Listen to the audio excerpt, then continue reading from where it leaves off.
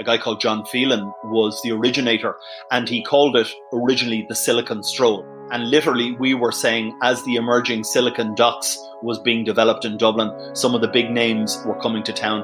And what we wanted to do was bring our entrepreneurs to meet with some of these foreign direct investment companies. The genesis for the idea is based in this truth. You have large companies on the one side, and on the other side, you have startups and scale-ups, technology providers, but they don't know how to talk each other's language. What Furthr Festival does is accelerate the dating game. My name is Conor Carmody. I'm the program manager with the Furthr Festival, coming to Dublin soon.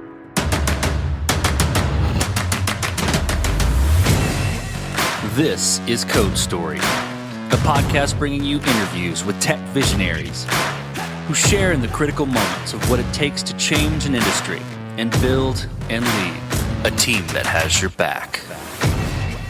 I'm your host, Noah Labhart, and today how Conor Carmody is helping to create Dublin's startup ecosystem, connecting innovation, sustainability, and technology. All this and more on Code Story. Conor Carmody lives just outside of Dublin with his wife, and they have 3 lads, aka boys. Professionally, he worked in Eastern Europe around the time of the Berlin Wall. He learned a ton about setting up businesses in a society that was rebuilding itself. Today, he does a lot of advising and consulting around establishing and growing business.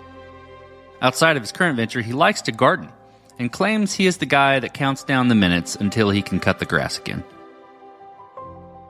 Conor joined his current organization to help build the Ireland entrepreneur and startup culture. With the arrival of big tech companies helping to accelerate that, his group is ensuring that entrepreneurs are being strategic in forming their businesses, meeting the right people, raising money, and building community. This is the creation story of Furthr and the Furthr Festival. The organisation that I'm with is called Furthr. Previously it was called Dublin BIC. It's based in Dublin, Ireland, and we are an organisation that supports entrepreneurs. The genesis of the organisation was that, thinking back over the last number of years, Ireland, a small village on the edge of Western Europe, and struggling to build an entrepreneurship culture. And in tandem, I guess, with us starting to develop the organisation, we did and do see an influx of the big US multinationals, the Googles, the Facebooks, the Salesforce, coming to Ireland, and that has kind of developed a small Silicon Docks here in Dublin. And I guess the arrival of those, plus a lot of work that folks and other folks like us are doing, has created a burgeoning or thriving entrepreneurial ecosystem here in Ireland. And our role specifically is to work with entrepreneurs and help them to think about what it is they want to do, what sort of businesses they want to grow, put them in front of funders. We in Furthr we have our own small VC fund, probably about a 30 million plus fund. We manage the angel network here in Ireland. For most of them that we're working with, the objective is to get off the island. That's kind of one of the themes of Furthr Festival, is get off the island, and we'll be exploring that. I'll tell you a little bit about that. But in essence, their job and our job is to kind of get them ready, get them to the seed stage, develop an early seed round, and then hope that they can expand and move beyond that. And we don't charge entrepreneurs for it. And people often say to us, well, how does that model work? So we do a lot of work like Furthr Festival and other initiatives where we're raising commercial funds. Plus, we get very good support from some of the government agencies, such as Enterprise Ireland here. And we funnel that money in to provide a service where we don't charge the entrepreneurs. And the reason we do that is we believe at that early stage, they need to hold on to their equity. They shouldn't be giving that away and diluting the cap table. And they most certainly shouldn't be spending their resources on advisors and supporters. We work with about 150 companies a year, of which 25 probably get funded. The only thing we ask for those people that we work with is pay it back. So when I ring you up in a couple of years' time and say, hey, Noah, remember me from 3 years ago, we did some work. I want you to come back and speak in an event, or I want you to meet an entrepreneur and share your story, or I want you to come and have a coffee with somebody. And in that way, we're building this kind of a virtuous circle where people that we've worked with, we've given of our time, they then in turn will give of their time. And you build this wonderful community who are looking to support each other. And the old phrase, it takes a village, certainly applies here, because we believe that for the entrepreneur to build something by themselves is very, very difficult. And you need lots of supporters around, people who will help you and push you and prod you on the journey. So that's what we do. We support entrepreneurs. We help them get funded. We put them together in an ecosystem, and hopefully then they can grow and thrive and build scalable organizations. Furthr Festival takes place October 21 in Dublin, Ireland. And go to furthr.ie, furthr.ie, furthr.ie for the agenda and for the full details. And I am Conor Carmody on LinkedIn. Come and find me there, and I'm happy to have a conversation. Tell me about the MVP for the Furthr Festival. And you kind of gave me a little bit of backstory there, but give me the first version of what you're trying to build here. How long did it take you to come up with it, to build it? And, what sort of interesting tools did you use to bring it to life? My predecessors, a guy called John Phelan, was the originator, and he called it originally the Silicon Stroll. And literally we were saying, as the emerging Silicon Docks was being developed in Dublin, some of the big names were coming to town. And what we wanted to do was bring our entrepreneurs to meet with some of these foreign direct investment companies. The reason for it, or the genesis for the idea, is based in this truth. You have large companies on the one side, whether they be MNCs or whether they be the big global organizations. And on the other side, you have startups and scale-ups, technology providers. And both parties want to talk to each other, but they don't know how to talk each other's language. And it's kind of an interesting. And one might argue that what Furthr Festival does is accelerate the dating game. And that was our kind of initial concept. And we've continued to evolve that. We run another program called the Innovation Exchange, which takes that to the next level on a very structured, curated fashion about putting corporates and startups and scale-ups together. And that still holds true today. So our original market hypothesis, if you will, was that both of those parties wanted to talk with each other but didn't know how and couldn't speak each other's language. And we felt if we could find a forum to put them together, we could build that collaboration. It evolved into FutureScope, which was its name, and now it has evolved to Furthr Festival. And I guess what we've built over the years is a one-day in-person event all about collaboration between large and small. And we, on the other side of the axis, we bring in government and academia to kind of map out all of the quadrants. We didn't run it during lockdown because we felt that while hybrid has a value and it works in certain formats and for certain events, you and me are quite happily chatting here today across an online platform.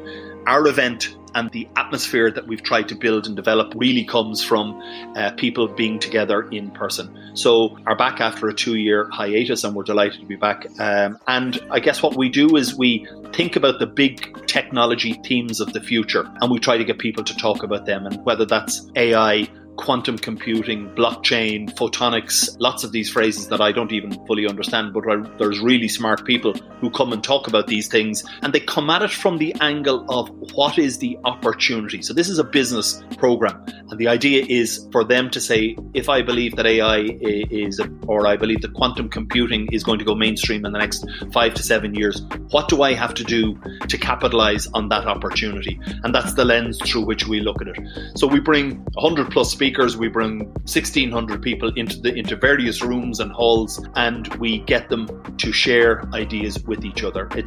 In terms of the technology that underpins it, it's an old-fashioned meet and greet, but actually it works remarkably well. We obviously do use the apps to get people together, and we use the planning tools, and we use all of that, but at its heart, we're bringing people together, and we're kind of saying to them, are you a funder? Are you an entrepreneur?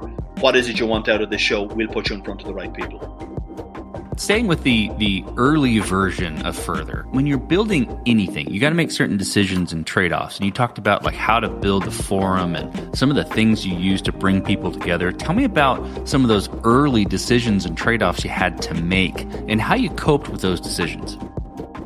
The first one, actually, as it relates to entrepreneurship, do we want to commit to a one-day program? And as it moved from Silicon Stroll with us visiting, we then went down to our convention centre here in Dublin, fine big building, purpose-built convention centre. Takes a lot to fill that. And for a small little organisation like we are, and we don't want to be, a 5,000 or a 10,000 person event, we're comfortable at the stage that it's at the 1,500 to 2,000 people. But the first big decision was, is there a market and how might you test that? And Silicon Stroll was how we tested that. And, we got a huge sense from both corporates, FDI and start and scale-ups that they wanted to do it.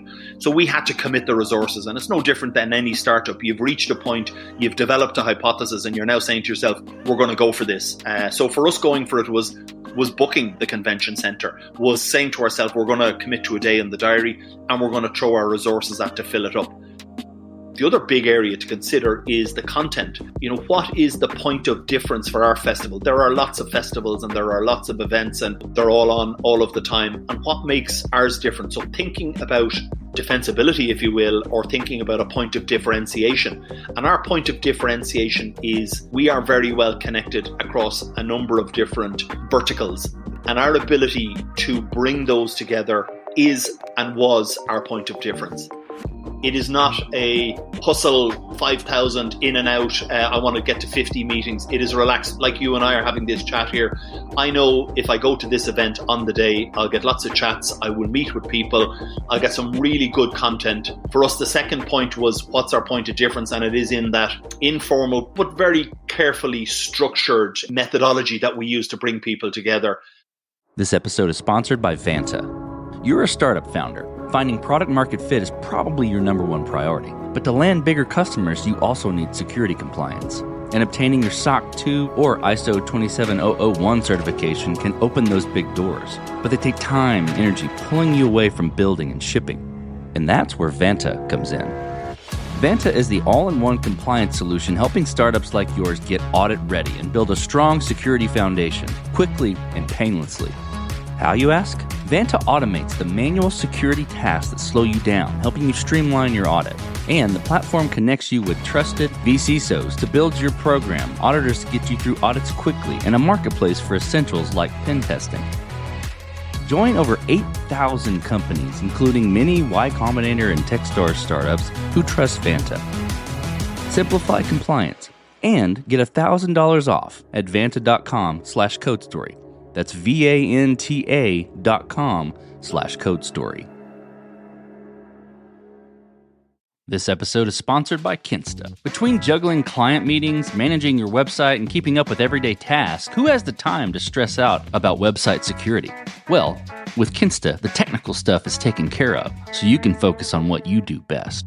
Kinsta provides managed hosting for WordPress, offering lightning-fast load times, top-tier security, and unmatched human-only customer support. Whether you're a business owner, web developer, or running a digital agency, Kinsta makes managing your website easy and efficient. Kinsta provides enterprise-grade security, being one of the few hosting providers for WordPress with SOC 2 and other certifications, guaranteeing the highest level of security for your website. Thanks to their unlimited free expert-led migrations, Kinsta ensures a smooth transition for you from other hosting providers. Customers have reported 200% faster load times post-migration to their platform. What I find cool about Kinsta is their fast and reliable customer service and premium features that are included at no extra cost. Ready to experience Kinsta's hosting for yourself? Get your first month free when you sign up at kinsta.com today. That's KINSTA.com. I want to know how you got to that well-advanced spot. Tell me about, how you progressed this, how you matured it, and in a little more detail. When you're building a product, right, you gotta build a roadmap, and I'm sure it's no different with Furthr. So tell me about how you went about building that roadmap and deciding, okay, this is the next most important thing for Furthr. I'd like to say, as most startups would like to say, that there was a very clearly defined 3 to 4 year roadmap about how we'll build and grow. But we also know the old expression about plans, and what's the Mike Tyson one? Planning is what you do until your opponent punches you right in the nose. So each year we have to start again from scratch. So it's a one-day event. It takes place in October. It's on again actually earlier next year because our rhythm got disrupted. We'll be back again in the end of May next year. So we have to start each year taking the learnings from the previous iteration and then trying to rebuild again. So I guess it's like a product release cycle. We do it annually. Each year, as we've finished the event, we've reflected on kind of what worked, what didn't. We've gone out, we've got the feedback, we've taken our customer reviews, and we've tried to evolve the product. And I think evolving the product for us it's all about the content. So it's all about the evolution of the content and the speakers. It has now become more attractive. So we need kind of partners to come and help us build it. We need partners to help us speak at the event. And I guess I started the planning for this year's one, I guess back in April, May timeframe. And I'm finding that the openness of folks to come and talk at the event is, I won't say easier, but they are much more accepting of it, because like any product, it gets known in the market. The quality of the product gets reflected and remarked upon. And then that makes it easier for you to refer other people on, is kind of one way that we grow the product. The other way we've done is by simple word of mouth. And by that I mean, I go back to somebody who spoke last year and I ask them, what do they think about this year? They might not want to come back and we may not want them back, but they'll certainly refer me to 10 other people who they say, you really need to talk to this person. She's brilliant, he's brilliant. In that informal way of using your network, which again, for anyone who's starting and scaling a business, your network is always the first place that you go to, whether raise funds or, get your sales traction or whatever you're going to do. Going back to your network, it actually works. So when I started this iteration of the product, it was around who's been here before, who might they refer me to, and then how best can I convince them to come on. The agenda that we have is shaped by what our audience tells us. I go to a conversation with somebody and I might go with a topic in mind like sustainable cities. And in conversation with 3 or 4 experts in that field, they'll say, no, you should probably take an angle of more a smarter sustainable city. So put the smarter in because that's what will drive sustainable cities. And in conversation with everyone that I talk with, each person helps me shape the product roadmap as I move it forward. We are taking what the market says. We are taking the good and the bad from the reviews, and we use that then each year to iterate the next version of the product. Let's switch to team then. So how did you go about building your team? And what did you look for in those people that would indicate that they're the winning horses to join you? The model that we have within the Furthr organization is there are a core full-time team, and then there's lots of folks who are maybe consulting or part-time or involved. But the one thing that underpins it is culture. And again, if I reflect back on any startup, and you've done them and I've done them over the years, it's about getting the right folks on the bus with you. You also have to consider that people have jobs or lives outside of work. They work and then they go home and they spend time with their family and they get that balance right. But the folks that we have, both while they're in that day-to-day, but also outside of it, they go above and beyond. And there's certainly something nice about the culture within Furthr. We're very clear on the mission that we're delivering for startups and entrepreneurs. And for a small organization, we punch well above our weight. Starting and looking at the team that we have helping us build this year's one, we're spoiled for choice. From a combination of having done it before, some of the team have done it before, but also from the fact that everyone is willing to get stuck in and to get this across the line. This for us is a big signal brand event that kind of we do annually each year. It takes a lot to get it across the line. How do we pick them? Because they volunteer mostly. They come and say, look, I've done it before and I'm happy to get involved and here's my expertise and here's what I'll bring to the party. So, I do a lot of the content work. There's a marketing team that are superb, that are running the database and are building that out. There's a logistics team who are superb, who are kitting out a 4-floor convention centre. There's the back office team who will come to the fore as we move into the actual execution of the event. And I guess we're no different than any other startup where you think about what resources do I have internally? Do I need some short-term external resources just for the spike that I'm about to hit, and where might I find them? And then you try to kind of say, these are the roles that have to be filled. You know what? You're fully empowered to go off and do what you do. I'll do what I do, and we'll keep it moving together. And again, like in any other startup, you've folks who want to be involved. So I guess they self-select. They come in and they join and they say, I want to be part of this. This is really cool. And actually the day itself is just wonderful. I mean, the atmosphere is fantastic. We've great fun. I will confess to going for a beer at the end of it. We do that, and but it is a great event, and for lots of us who are lucky to work on it, there's an enormous sense of pride when the curtain comes down at 6 p.m. Okay, this will be interesting, given that Furthr is a festival. But I'm curious how you think about this in your mind. How do you approach scalability? How do you approach scalability with something like this? And is it something that you start scalable, or you fight this as you grow and gain traction? The first time we did it, we had a couple of hundred people who were working with us in Silicon Stroll. We're now pushing up on 2,000 attendees. we've reached a certain level in this product. I guess our question to ourselves is, do we want to continue to build, and do we want it to be a 4,000 or 5,000 person event? And I don't think we do, because I think then it loses some of that informality that I talked about and some of the atmosphere that we can generate on the day. The scalability of it comes from probably not the size of the attendees, but the depth of the engagement. And by that I mean we're looking to bring together people who are genuinely concerned and interested in driving entrepreneurship. And I would have thought that success for us is not getting 10,000 people into the room, because then it just becomes another event in the calendar.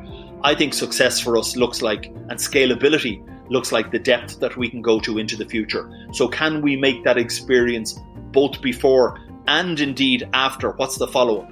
I mean, typically you go to a one-day conference and you might get a follow-up mail, but that's about it. I wonder, is there a way that we can deepen the engagement level from those who are there? They come on the day, they're very committed to the engagement. And how then do we capture that, bottle it, and keep it going for the next kind of 6-9 months? And are there ways that we can work more closely with folks to build our collaboration? So as an example, you might have a government agency, or you might have an academic institution who'll come on the day. It would be lovely if we could capture that attendance, which we'll do. But then could we build a further collaboration model with them in the days and weeks and months ahead? So for me, scale becomes around capturing the attendees on the day and then building deeper relationships with them into the future, as opposed to saying, well, next year I'll do 5,000 people. So it's a different way of looking at scale, and it probably talks more to collaboration rather than trying to just get to a pure numbers game. So Conor, as you step out on the balcony, you look across all that you've built. What are you most proud of? Well, I won't take all the credit for it, Noah. I'm just standing on the shoulders of those who went before me. So I'm lucky enough to be the front person and front of house for it, but there's a huge amount going on. I think for any organisation such as ours, that's a small organisation that can deliver, and hopefully all going well will deliver a tremendous event on the day. I think for anyone involved, not just me, but the wider organisation, can look at that and say, a small little organisation building such a flagship event, I think everyone can be enormously proud of that. Let's flip the script a little bit. So tell me about a mistake you made and how you and your team responded to it. As I think about kind of some of the ways that we've gone about kind of getting the content in, and I think about some of the ways, you just wonder to yourself, and everyone has this kind of buyer's remorse as you come to the event.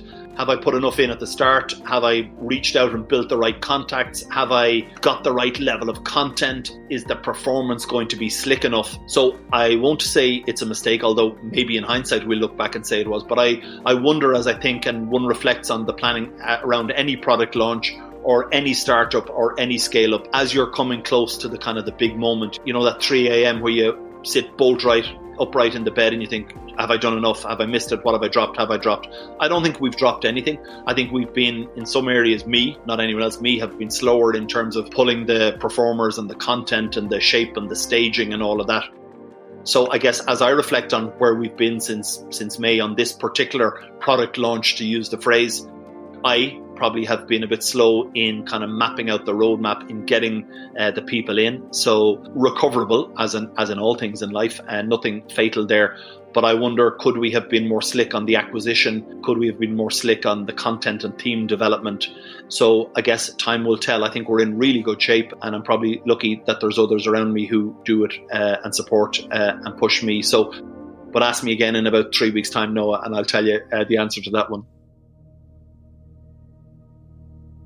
What does the future look like for the Furthr Festival and for your team? We probably in the early days had a really heavy focus on the FDIs and the multinationals. We now have a greater focus on scaling overseas. If I look at the world around us, the big thematic areas of health and digital transformation and sustainability weren't to the fore 5, 6, 7 years ago. People weren't talking the way they are now around sustainability.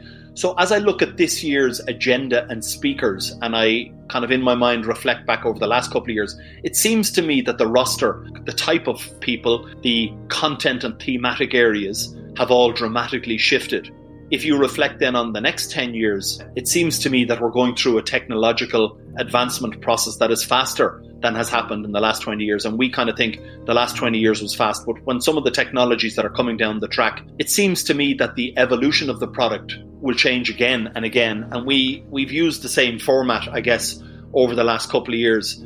It's probably time, as in any product, as in any company, you have something that works and you're loath to change it for fear of breaking it. And nobody wants to break the status quo. But sometimes you have to. And you have to think about your product and you have to think about your audience and your content. And doing the same stuff all the time ain't going to work. I think when we get by what we're doing and in November, as we do our debrief and think about next year, I think it's probably time to consider, are there other things that could be done to make sure that this product stays fresh and relevant? And no different to any scale up around the globe. You know, as you get to the end of a quarter or you get to the end of a year and you consider what worked for us this year, will it work again next year? And are we brave enough to stop doing some things and start doing some new things, knowing that there is that transition period from old to new?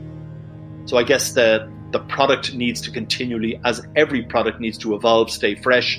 You need to kind of understand, does your audience still want to buy it from you? And we'll be no different. We'll be going through that process as we get to November. So we talked about, a mistake earlier, but this is a little bit different spin. If you could go back to the beginning, what would you do different? Or where would you consider taking a different approach? I would think in relation to this particular product, I'd have got stuck in earlier. And I'll tell you what I mean by that. Normally, we run this festival in April or May, and there's a concentrated burst of activity from January. You come back after Christmas, you're fresh, you get stuck in, and you do 3 or 4 months, and you land the product, and away you go. We came back after lockdown in many respects, and we're still finding our way for most of us into that kind of endemic world. And we were planning this festival in the June, July, August period. And certainly from a European perspective, less so in the US, but the European perspective, the summer season, people vanish. In many respects, we've had to squash 3 months of development into the last 4 to 5 weeks. And it was only then. There was no point in chasing people in August because nobody was around. So I guess we will fix that for next year because we've put it back into the schedule for May of next year. And it seems to me that an accelerated burst from kind of your January through to May delivers what you want. So I don't think we could have changed that. It was the nature of a post-pandemic world coming in after lockdown, no availability of venues and all of that. So we were kind of stuck.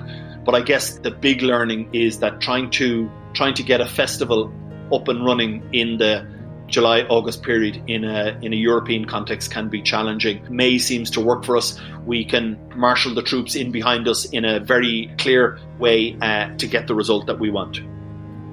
Well, Conor, last question. So you're getting on a plane and you're sitting next to a young entrepreneur who's built the next big thing. They're jazzed about it. They can't wait to show it off to the world. Can't wait to show it off to you right there on the plane. What advice do you give that person, having gone down this road a bit, and probably an invite to Furthr? Just the invite to Furthr. That's all we need to do.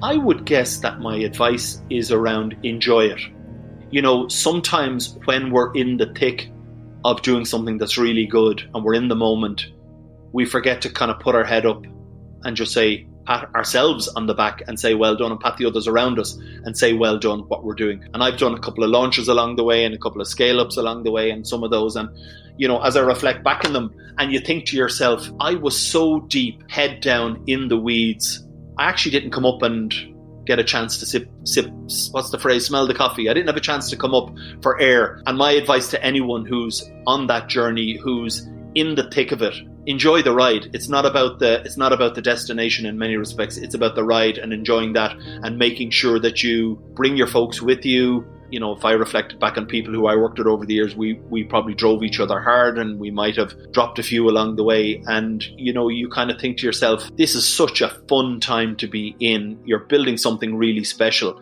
Enjoy every moment of it would be my advice. 100% agree with that. That's fantastic advice. Well, Conor, thank you for being on the show today. And thank you for telling the creation story of Furthr. Thank you so much, Noah. It was wonderful to be on. Thank you for having me. And I look forward to chatting to you again soon. And this concludes another chapter of Code Story. Code Story is hosted and produced by Noah Labhart. Be sure to subscribe on Apple Podcasts, Spotify, or the podcasting app of your choice. And when you get a chance, leave us a review. Both things help us out tremendously. And thanks again for listening.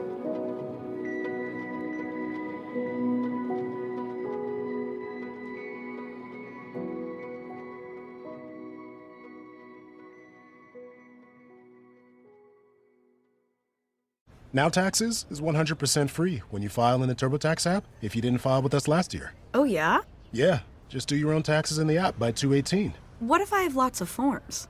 All good, all 100% free. What if I had 3 jobs? Still 100% free. What if I once saw Bigfoot? That has nothing to do with taxes, so still 100% free. Now that's what I'm talking about. Now this is Taxes. See if you qualify in the TurboTax app.